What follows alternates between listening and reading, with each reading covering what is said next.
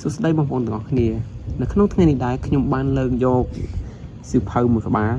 លើកមកអានជូនបងប្អូនទាំងអស់គ្នាស្ដាប់នៅក្នុងថ្ងៃនេះដែរខ្ញុំនឹងលើកយកចំណុចមួយដែលនិយាយអំពីការបង្កើតទម្លាប់ធ្វើអ្វីមួយឥឡូវកុំចាំបាច់រងចាំគេថាសូមដេកនៅពេលយប់សូមសប្បាយនៅពេលថ្ងៃ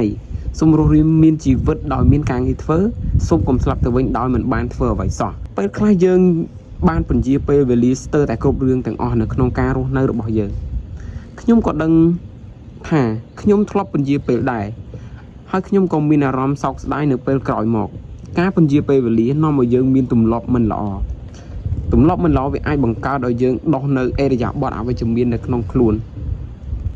ហើយទម្លាប់នៃការពន្យាពេលនេះវាធ្វើឲ្យអ្នកមានការលំបាកជាងការខិតខំប្រឹងប្រែងបង្កើតវាទៅទៀតការងារដែលយើងធ្វើបានជាប់រួចរាល់គឺធ្វើឲ្យយើងមានអារម្មណ៍ស្រឡះល្អហើយនឹងធ្វើឲ្យយើងមានថាមពលចំណែកឯការងារដែលយើងធ្វើមិនទាន់រួចរាល់វានឹងបំផ្លាញថាមពលពីក្នុងខ្លួនយើងឲ្យខ្សោយទៅបន្តិចម្ដងហើយអ្វីបានខ្ញុំនិយាយអញ្ចឹងបងប្អូនសាកសម័យមើលបើសិនជាយើងគិតអីមួយដូចថានៅក្នុងថ្ងៃនេះយើងគិតថាយើងគិតគម្រោងអ្វីមួយដែលយើងមិនបានគិតហើយបន្ទាប់បើយើងមិនបានសរសេរចេញមកក្រៅគិតគូគាត់វាឲ្យបានត្រឹមត្រូវទេវាប្រកាសជាបងប្អូននឹងគិតច្រើនហើយពេលយប់បងប្អូននឹងអាចដេកមិនលក់អានេះជាបទពិសោធន៍របស់ខ្ញុំផ្ទាល់ខ្ញុំធ្លាប់ជួបអញ្ចឹង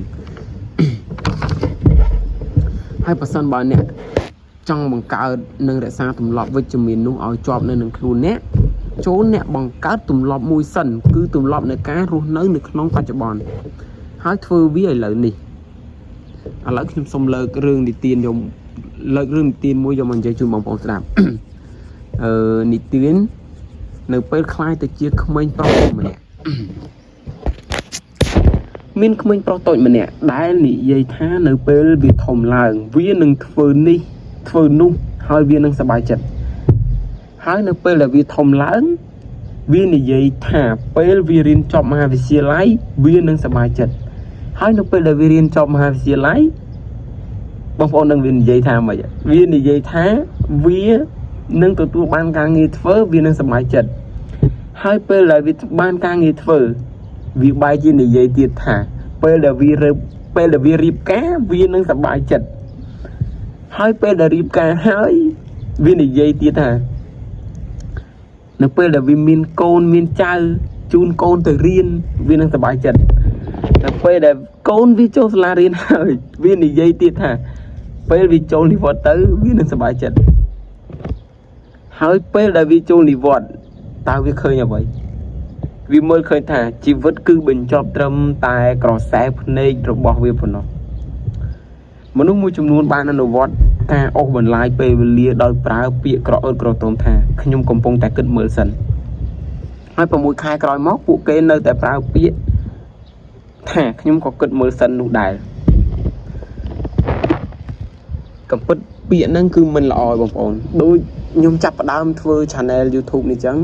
ខ្ញុំគ្រាន់តែគិតភ្លាមគឺខ្ញុំធ្វើភ្លាមទោះបីខ្ញុំដឹងថាការអានសម្លេងនៃការអានចំណេះដឹងខ្ញុំនៅខ្សោយប៉ុន្តែខ្ញុំនៅតែចាប់ផ្ដើមធ្វើវាពីឥឡូវនៅពេលដែលខ្ញុំចង់ធ្វើហ្នឹង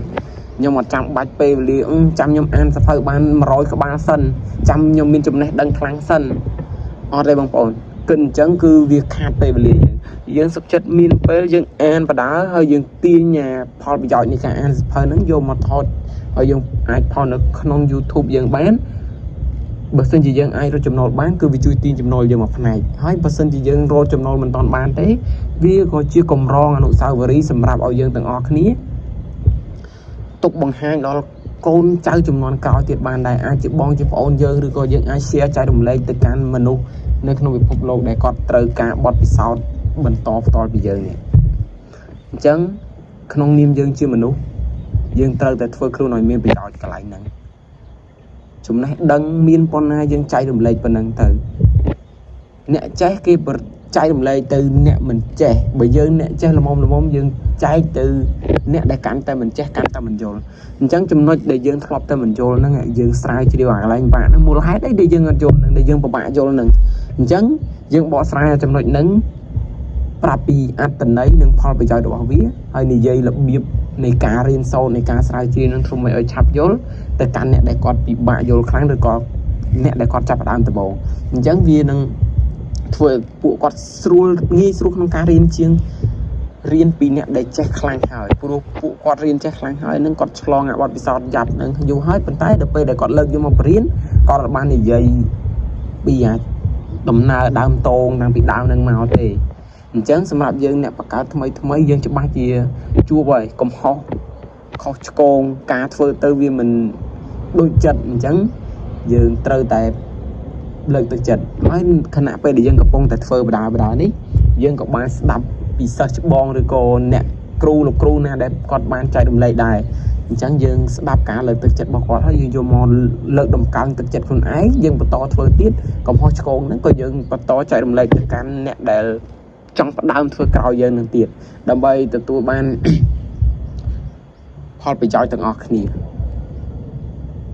បើសិនជាយើងគាត់ថាអូចាំល្អចាំធ្វើហើយបន្ទាប់មកដល់ពេលធ្វើឃើញអ្នកធ្វើថ្មីមិនសូវលើកទឹកចិត្តអញ្ចឹងពួកគាត់មានកម្លាំងចិត្តមកពីណាបងប្អូនអាចធ្វើអាចលើកកម្លាំងចិត្តពួកគាត់ចាប់ពីពេលដែលគាត់មានមនសិការដែលថាស្នេហាជាតិចាប់ផ្ដើមធ្វើអ្វីដែលមានប្រយោជន៍ពេលហ្នឹងទោះបីមិនសូវសមប្រកបមិនសូវទំនងមិនសូវពីរោះក៏បងប្អូនគួរតែត្រូវជួយលើកតម្កើងគាត់ដែរដើម្បីគាត់មានកម្លាំងចិត្តហើយបើសិនជានៅក្នុងប្រទេសយើងមានការលើកតម្កើងលើកទឹកចិត្តបែបហ្នឹងខ្ញុំជឿថាទៅមុខទៅច្បាស់ជាប្រទេសយើងទៅចម្រើន